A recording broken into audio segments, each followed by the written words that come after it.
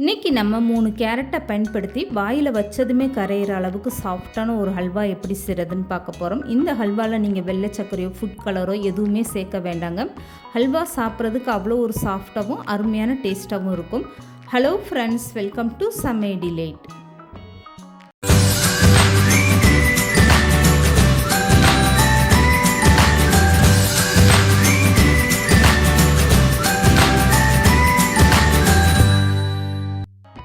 இந்த ஹல்வா செய்கிறதுக்காக 3 கேரட்டை நான் அந்த மாதிரி பெரிய கேரட்டை எடுத்திருக்கேன். சின்னதாக இருந்தால் நீங்கள் 4லேருந்து 5 கேரட்டு கூட எடுத்துக்கோங்க. இப்போ இந்த கேரட்டை இந்த மாதிரி சின்ன சின்ன பீஸாக கட் பண்ணிவிட்டு இதை மிக்ஸி ஜாரில் சேர்த்து 1 கிளாஸ் அளவுக்கு தண்ணி சேர்த்து இந்த மாதிரி நல்லா வலுவலுன்னு அரைச்சி எடுத்துக்கோங்க. இப்போ அரைச்சி எடுத்த கேரட்டை இந்த மாதிரி ஒரு ஜல்லடை வச்சு நல்லா வடிகட்டி எடுத்துக்கோங்க. இதோட சாறு மட்டும்தான் நம்ம பயன்படுத்த போகிறோம். இந்த சக்கையில் இருக்க ஜூஸ் எல்லாம் நல்லா வடிகட்டி புழிஞ்சு எடுத்துக்கோங்க. இப்போ அரைச்சி எடுத்து இந்த கேரட் சாறை அப்படியே தனியாக எடுத்து வச்சுருங்க. இதுக்கப்புறமா வேறு ஒரு அகலமான பாத்திரத்தில் 1 கப் அளவுக்கு உடைச்ச வெல்லம் சேர்த்துக்கோங்க. இது கூடவே 1 கப் அளவுக்கு தண்ணி சேர்த்துக்கோங்க. இந்த கேரட் ஹல்வாவுக்கு நான் 1 கப் அளவுக்கு உடைச்ச வெல்லம் சேர்த்துருக்கேன். இந்த இனிப்பு எனக்கு கரெக்டாக இருந்தது. நீங்கள் நல்லா இனிப்பாக சாப்பிடுவீங்கன்னா கூடுதலாக 1/4 கப் அளவுக்கு நீங்கள் உடைச்ச வெல்லம் சேர்த்துக்கோங்க.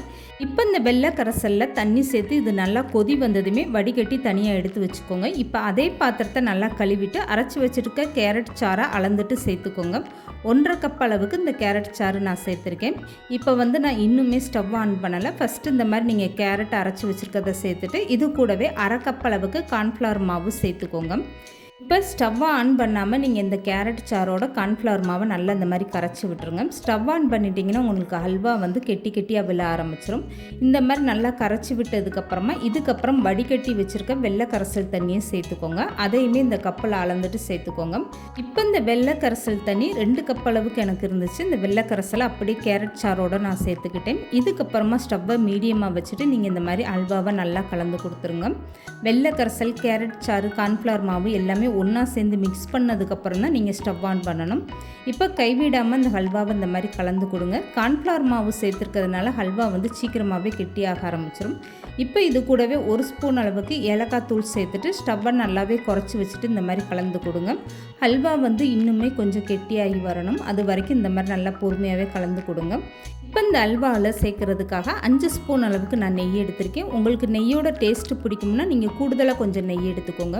இப்போ இந்த நெய்யை மொத்தமாக ஒரே நேரமாக சேர்க்காம ஒவ்வொரு ஸ்பூன் நெய்யாக சேர்த்துட்டு இந்த ஹல்வாவை இந்த மாதிரி கலந்து கொடுங்க. இந்த கேரட் ஹல்வா கொஞ்சம் கொஞ்சமாக இப்படி நெய் சேர்க்கும்போது நல்லா இந்த நெய்யெல்லாம் உள்ளே இழுத்து ஹல்வா நல்லா திரண்டு கெட்டியாக வர ஆரம்பிக்கும். அது வரைக்குமே இந்த மாதிரி கொஞ்சம் கொஞ்சமாக நெய் சேர்த்துக்கோங்க.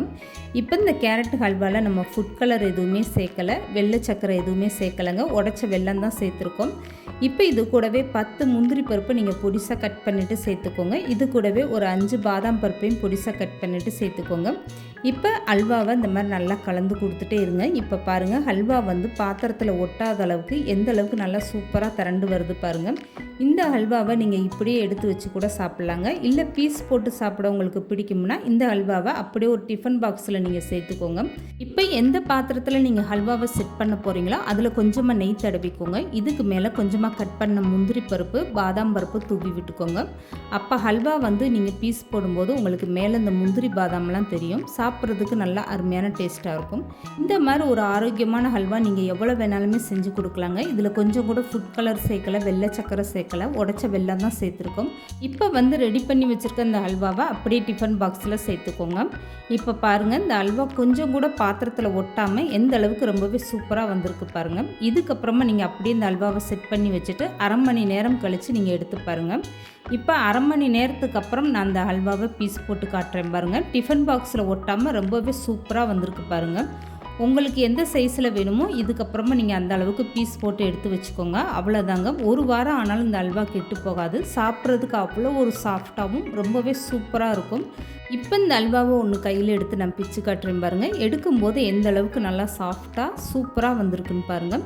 இந்த மாதிரி கேரட் ஹல்வா கண்டிப்பாக நீங்களும் ட்ரை பண்ணி பாருங்கள். இது சாப்பிட்றதுக்கு அவ்வளோ ஒரு அருமையான டேஸ்ட்டாக இருக்கும். இந்த வீடியோ பிடிச்சிருந்தால் லைக் பண்ணுங்கள், ஷேர் பண்ணுங்கள். மறக்காமல் சமையல் டிலைட் சேனலை சப்ஸ்கிரைப் பண்ணுங்கள்.